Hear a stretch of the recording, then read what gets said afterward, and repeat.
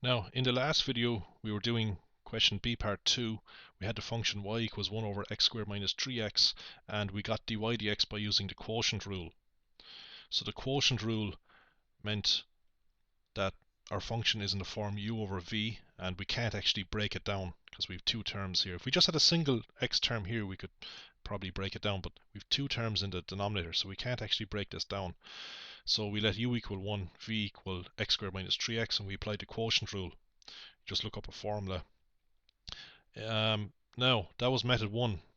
Method 2 for differentiating this involves writing this in a different form and using the chain rule. So that's what I'm going to do here. So 1 over x squared minus 3x is the same as 1 over x squared minus 3x to the power of 1. And then we can use the fact that, well, from what we know about powers, when we bring this up, plus 1 here becomes minus 1. You should know that 1 over, say, 5 to the power of 2, for example, is 5 to the power of minus 2.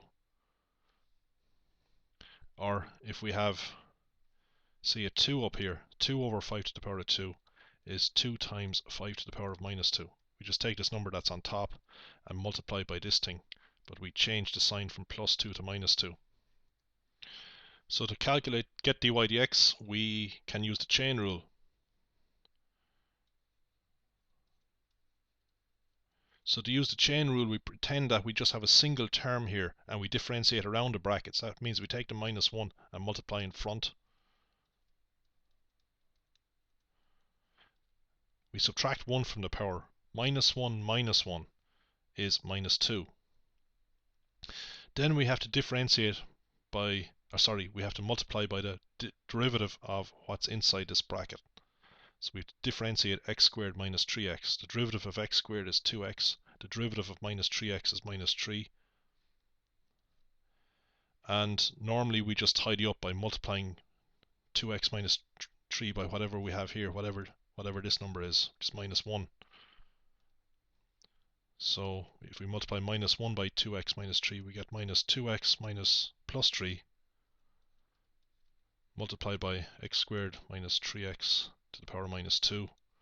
And we can write this as minus 2x plus 3 over x squared minus 3x to the power of plus 2. So the negative 2 becomes a plus 2 when we divide. So if we multiply by something raised to a power, it's equivalent to dividing this by the same thing, but we change the sign of the power. So it's minus 2. Minus 2 becomes plus 2. Okay, I completed B part 2 in the previous video. Part C, we have the function f of x equals 2x plus 1 over x. X is a real number, and x cannot equal 0.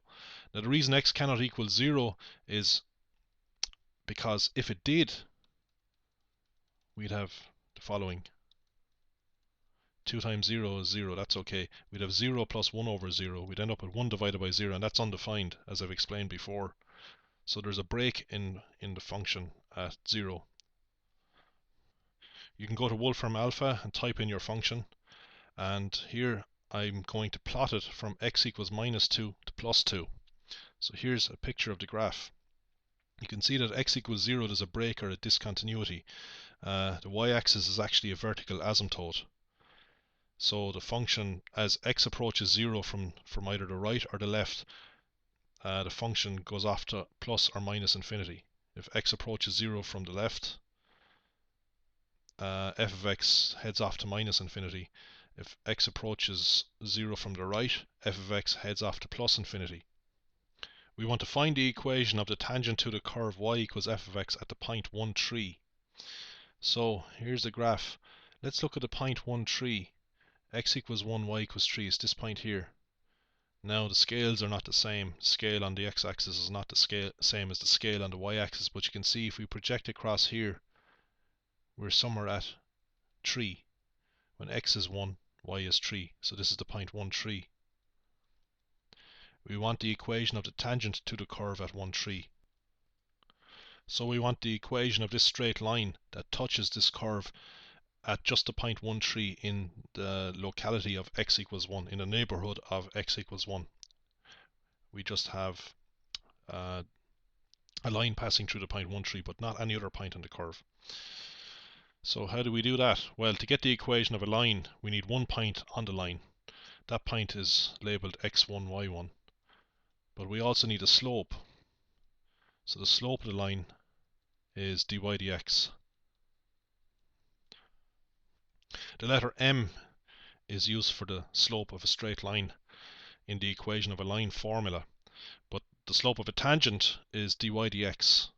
And the slope of a tangent at x equals 1 is dy dx at x equals 1.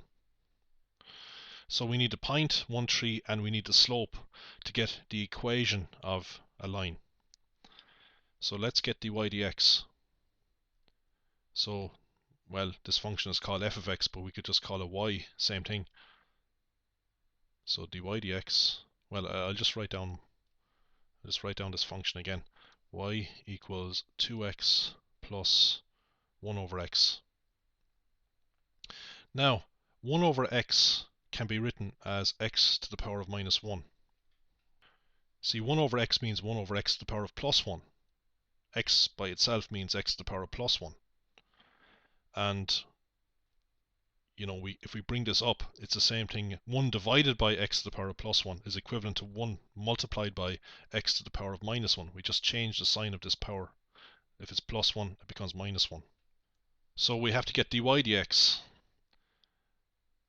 If we differentiate 2x with respect to x, we get 2. If we differentiate x to the power of minus 1 with respect to x, we bring the minus 1 in front, so we have minus x, and that's minus 1 times x, and we subtract 1 from this. Minus 1 is minus 2. So that's dy dx, and we must calculate this at x equals 1. So we have to calculate this thing at x equals 1. That just means we write this out and replace x with 1.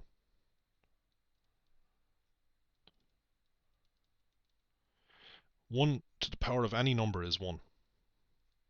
So this is 1. So we get 2 minus 1 equals 1. So the slope of this line here is 1.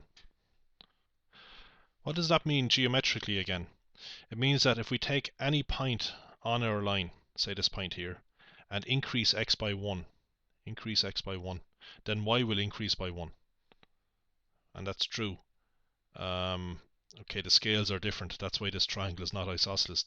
You know, this side of the triangle, the horizontal side should equal the vertical side. That's what the slope of 1 means. If we divide the vertical distance by the horizontal distance, we get 1 for any two points on our tangent. But that's just an aside. So now we can get the equation of the line. Equation of tangent. So this just goes back to coordinate geometry of a line. The equation of a line is y minus y1 equals m times x minus x1. So this is the formula. So we use this formula. x1, y1 is a point on the line. It can be any point on the line. Well, this is the only point we know of. 1, 3. And m is the slope of the line. M is 1. So y1 is 3. M is 1. x1 is 1. Y and x stay as they are. And what I've done here is just left y on the left hand side. I've brought minus 3 over. It becomes plus 3. Plus 3 minus 1 is plus 2. So our equation is y equals x plus 2. Q is another point on the curve y equals f of x such that the tangent at Q is parallel to the tangent at P. Find the coordinates of Q. Well, we can get a rough idea from this diagram. As a matter of fact, we could use symmetry here from the diagram. We might guess that this is our answer. Okay, if we reflect 1 through the origin, we get minus 1. As a matter of fact, this section of the curve is the image of this section up here by central symmetry in the origin. So if we map 1 through 0, if we map the point 1, 3 through 0, we'll get this point here, which actually has coordinates minus 1, minus 3. And if we look at the tangent at this point is called Q. So I have the answer here from just using symmetry, but you might not have the graph of this. You probably won't have the graph of this drawn, so I'll explain how to do it without using a graph in a minute. But anyway, just to give you an idea of what we're doing, we're trying to find another point on the graph such that the slope of the curve at that point, or the slope of the tangent to the curve at that point, is the same as the slope of this line here. When that happens, the two lines are parallel. So we want this red line to be parallel to the green line. And we have to find this point here. So I've already jumped ahead. So what we do know is that the slope of this line is the same as the slope of the green line. The slope of the green line is 1. By the way, this is y equals mx plus c.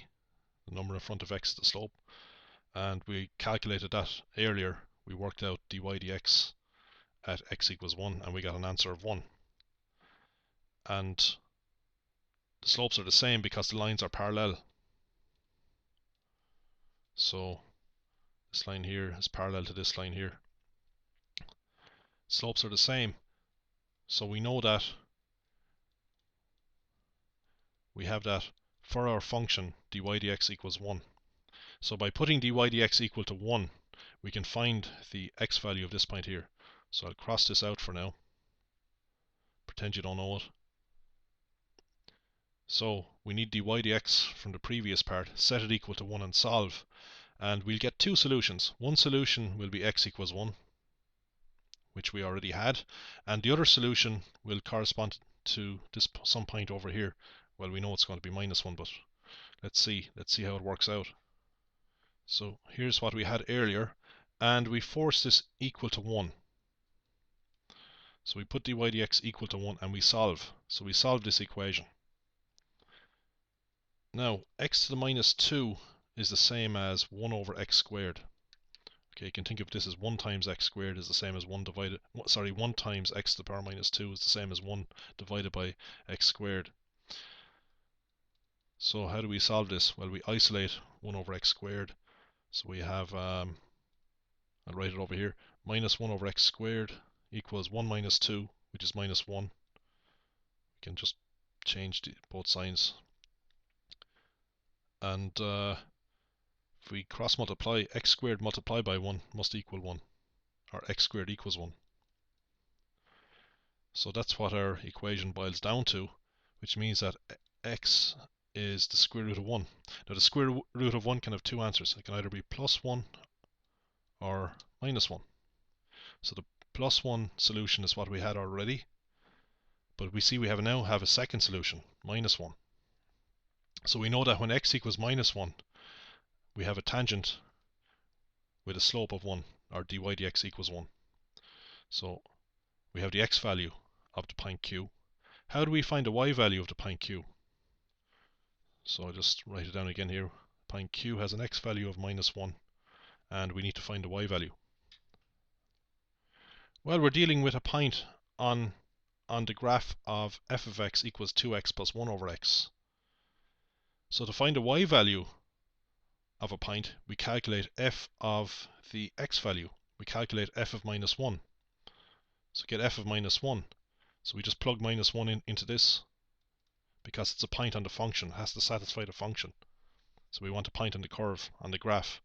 So we have 2 times minus 1 plus 1 over minus 1 is minus 2. 1 divided by minus 1 is minus 1. So we have minus 2 minus 1, which is minus 3, as we saw earlier. So you can see that minus 1 minus 3 is actually the image of the point 1, 3 under central symmetry in the origin. So here I've drawn a line from the point 1, 3 through the origin and out the same distance on the other side. When you get the image of a point under central symmetry in 0, 0, you just change the signs of both of these values. Plus 1 becomes minus 1, plus 3 becomes minus 3. 0, 0 is the intersection of the two asymptotes of this function. The vertical asymptote is just the y-axis, and actually in this situation we have something new. The vertical asymptote is the y-axis. The horizontal asymptote is not the x-axis. It's actually a line. It's actually the line y equals 2x, but that's beyond this course, so I won't discuss that anymore.